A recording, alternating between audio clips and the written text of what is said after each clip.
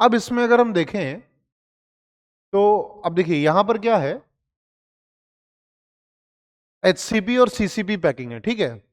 अब बोल रखा है इक्वल साइज के स्फीयर रखें, द वॉल्यूम ऑक्यूपाइड पर स्फीयर, ठीक है। तो हम क्या करते हैं, पहले टोटल वॉल्यूम निकाल लेंगे, टोटल वॉल्यूम से फिर जितने आइटम्स होंगे, जितने स्फीयर हो रहे होंगे, उतने से डिवाइड कर देते हैं, ठीक है। तो अगर एचसीपी का वॉल्यूम अगर आपको ध्यान हो तो 24 √2 आर क्यूब होता था, ठीक है। तो 24 √2 आर क्यूब होता था। और जैसे एफसीसी है, तो एफसीसी का जो वॉल्यूम है वो तो ए क्यूब ही होता है, ठीक है। तो ए क्यूब होता है, और जो ए की कंडीशन अगर आपको याद हो तो क्या होता था, 4R is equals to √2a, ठीक है।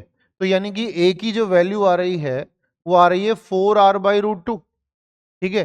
तो यानी कि अगर वॉल्यूम की बात कर रहे हैं अपन, है ना, तो इसका वॉल्यूम तो ये रहा, और अगर आर के टर्म्स में इसको चाहिए तो यानी कि 4R/√2 का होल क्यूब, ठीक है।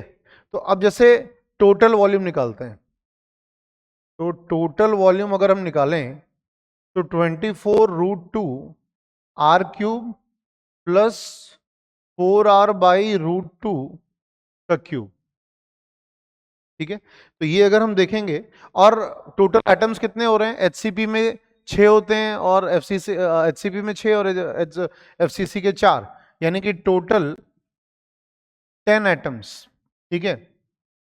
तो वॉल्यूम पर स्फीयर, यानी कि जो टोटल आपने लिखा था 24 √2 are cube plus 64 R³ by 2 √2, ठीक है, डिवाइडेड बाई 10, ठीक है। तो ये 5.66 यहां पर एक क्यूब कर लीजिएगा, है ना, ठीक है। तो ये आप सॉल्व करेंगे तो ये आंसर आ जाएगा।